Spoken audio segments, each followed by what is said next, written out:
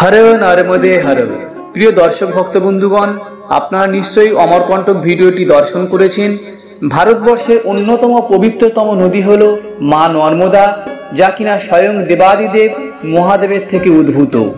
प्रिय दर्शक बंधुगण आजकेर भिडियो थेके आपनारा जानते पारबेन এই মা নর্মদার দীর্ঘ গতিপথে অন্যান্য অনেক সুন্দর স্থানের মধ্য থেকে একটি অন্যতম স্থান হলো জব্বলপুর মার্বেল রক্স এবং ধোঁয়াধার জলপ্রপাত।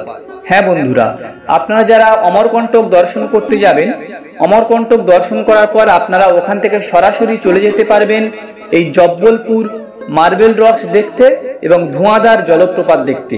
আপনাদেরকে সম্পূর্ণভাবে গাইড করে দেব কিভাবে আপনারা অমরকন্টক থেকে এই জব্বলপুর মার্বেল রক্স দেখতে যাবেন, অথবা সরাসরি কেউ যদি হাওড়া বা অন্যান্য স্থান থেকে এই জব্বলপুরে যেতে চান তারও বিস্তারিত বিবরণ আজকের ভিডিও থেকে দিয়ে দেব।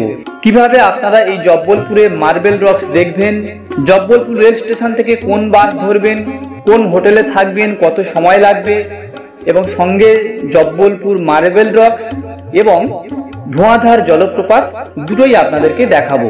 প্রিয় দর্শক বন্ধুগণ, আপনারা অমরকন্টক থেকে যদি যান তাহলে নিকটবর্তী স্টেশন হলো পেন্ড্রা রোড। এই পেন্ড্রা রোড থেকে আপনারা নর্মদা এক্সপ্রেস ধরতে পারেন, অথবা অন্যান্য যে কোনো এক্সপ্রেস ধরে আপনারা নেমে যাবেন জব্বলপুর জাংশনে। এটি একটি বড় স্টেশন, ঋষি জাবালির থেকে নামকরণ হয়েছে জব্বলপুর। এই জব্বলপুর স্টেশন থেকে নেমে স্টেশনের ডান দিকেই সরকারি বাস স্ট্যান্ড রয়েছে। এখান থেকে যে কোনো একটি সরকারি বাস ধরে আপনারা পৌঁছে যাবেন ধোঁয়াধার জলপ্রপাত। বাসে সময় লাগবে প্রায় 1 ঘন্টার মতো, ডিস্টেন্স 20 কিলোমিটার।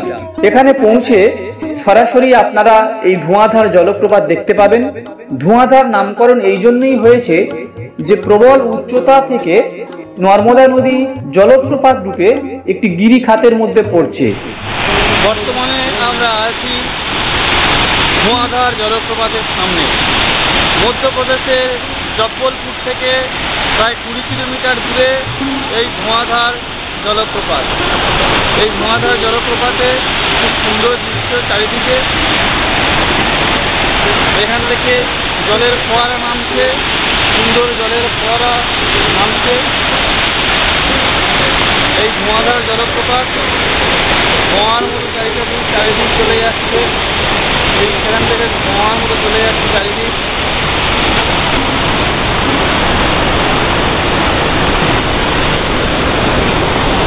এবং এতটাই সেটা চওড়া এবং এতটাই উপর থেকে যে পড়ছে যে জলপ্রপাতের ফলে চারিদিকে জলগুলো ধোঁয়ার মতো আকার ধারণ করেছে, তাই নাম দেওয়া হয়েছে ধোঁয়াধার জলপ্রপাত। এখানে রোপওয়ে রয়েছে, অর্থাৎ কেউ যদি রোপওয়ে করে এই পুরো জলপ্রপাতটা দেখতে চান তারও ব্যবস্থা রয়েছে, আপনারা দেখতে পারেন। প্রিয় দর্শক বন্ধুগণ, আপনারা এই ধোঁয়াধার জলপ্রপাতে এসে যে কোনো হোটেলে থাকতে পারবেন, তবে এখানে হোটেলের সংখ্যা খুব কম। বেশিরভাগ দর্শনার্থী এখানে এসে দর্শন করেই আবার জব্বলপুরে অথবা ভেড়াঘাটে ফিরে যায়। এই মা নর্মদা এখানে বিস্তৃত রূপ নিয়ে জলপ্রপাত রূপে এখানে পড়ছে। আপনারা চাইলে এখানে স্নান করতে পারেন, আমি নিজেও এখানে স্নান করেছি। আপনারা জব্বলপুর স্টেশন থেকে 20 কিলোমিটার দূরে, সময় লাগবে 1 ঘন্টা। এখানে এসে পৌঁছে যাবেন ভেড়াঘাটে, নেমে হেঁটেই আপনারা এখানে আসতে পারবেন এবং আপনারা এখানে রোপওয়েও দর্শন করতে পারবেন। এবার এই ধোঁয়াধার জলপ্রপাত থেকে আপনারা সরকারি গাড়িতে করেই 10 টাকা মাত্র ভাড়া নেবে, 2 কিলোমিটার দূরত্ব আপনারা পৌঁছে যাবেন ভেড়াঘাটে। এই ভেড়াঘাট বিখ্যাত জব্বলপুর রক্সের জন্য। মা নর্মদা এখানে একটি উপত্যকার মধ্য দিয়ে প্রবাহিত হয়েছে। উপত্যকার একদিকে রয়েছে বিন্ধ্য পর্বত এবং অপর দিকে রয়েছে সাতপুরা পর্বত। আমরা ছোটবেলায় যে সমস্ত স্লেটে লিখতাম, এই স্লেটগুলো কিন্তু এখান থেকেই পাওয়া যায়। এবং এই জব্বলপুর মার্বেল রক্স অসাধারণ সুন্দর একটি জায়গা।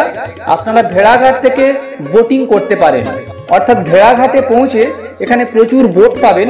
এই বোটগুলো বিভিন্নভাবেই ভাড়া হয়, অর্থাৎ অনেক যাত্রী যদি থাকে তাহলে সেক্ষেত্রে মাথা পিছু একটা ভাড়া নেওয়া হয়, অথবা আপনারা রিজার্ভ করে ছোট ছোট নৌকা থেকে যেতে পারেন।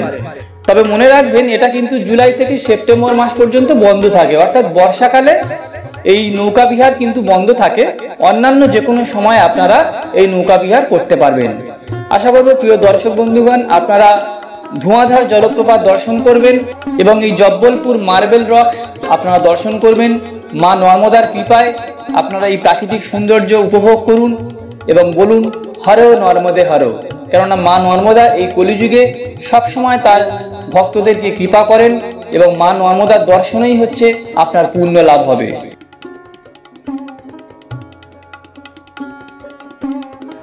প্রিয় দর্শক ভক্ত বন্ধুগণ, এই যে নর্মদা এখানে গিরিখাতের মধ্য দিয়ে প্রবাহিত হয়েছে, এর একদিকে যেটা আপনারা দেখতে পাচ্ছেন এটা সাতপুরা পর্বত এবং বাম দিকে রয়েছে বিন্ধ্য পর্বত।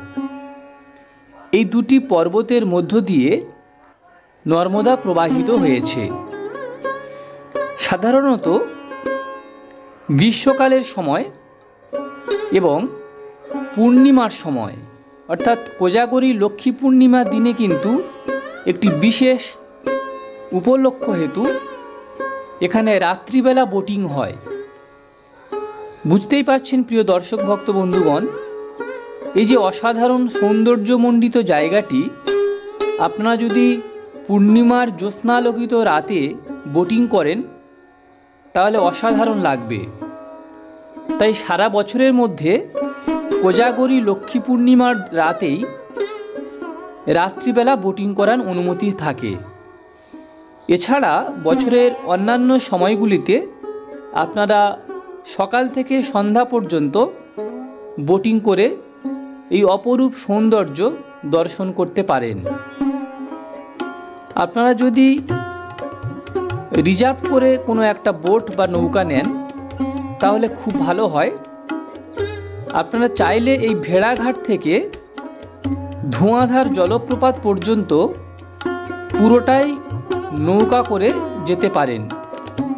এটার ডিস্টেন্স প্রায় 2 কিলোমিটার পর্যন্ত। সেটা ক্ষেত্রে আপনাদের অনেক বেশি ভাড়া দিতে হবে।